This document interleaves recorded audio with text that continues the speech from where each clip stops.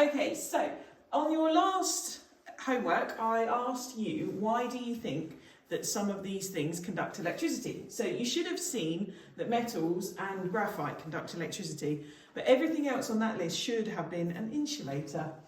So I'm going to explain to you why metals and graphite conduct electricity. So everything in the whole world is made up of atoms. Everything in the universe is made up of atoms.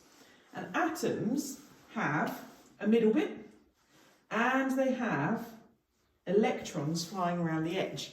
Now inside the middle bit, we've got two different types of particle here. We've got neutrons, and we've got protons. Protons have a positive charge.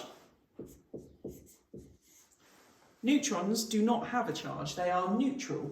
Electrons have a negative charge.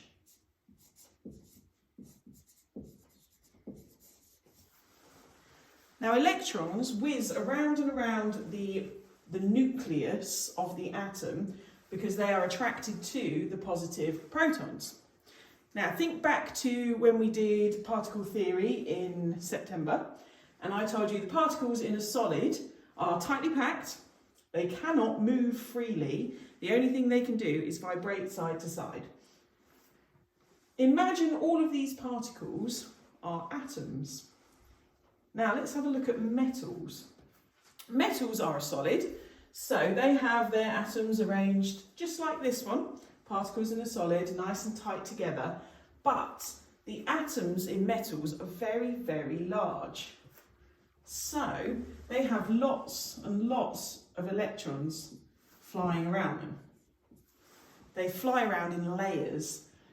Now the further away we get from this middle nucleus, the less strong the pull is to keep the electrons in place.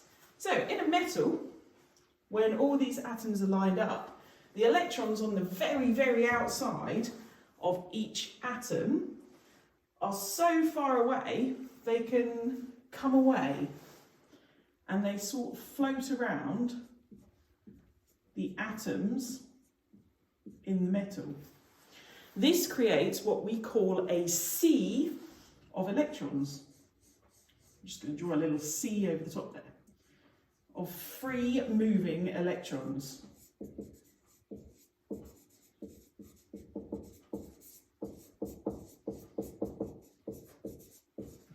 A sea of free moving electrons.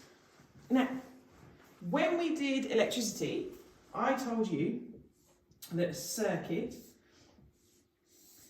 will be complete if electrons can flow all the way around. So a complete circuit, the electrons will be flowing freely around the circuit. Now the experiment we did last week, I took out a bit of this and I inserted different materials. Some materials were conductors. That meant that the light bulb switched on. Some materials were insulators, which meant that the light bulb didn't switch on. So the conducting materials you found out to be metals and graphite. Metals and graphite have free electrons, which means when you insert them into a circuit, the electrons can continue moving around and around. Insulators don't have free electrons. So if I put an insulator in here, indicated by a little stop sign, then the electrons can no longer flow, which means we have an incomplete circuit. That is the reason that metals conduct electricity and graphite conducts electricity.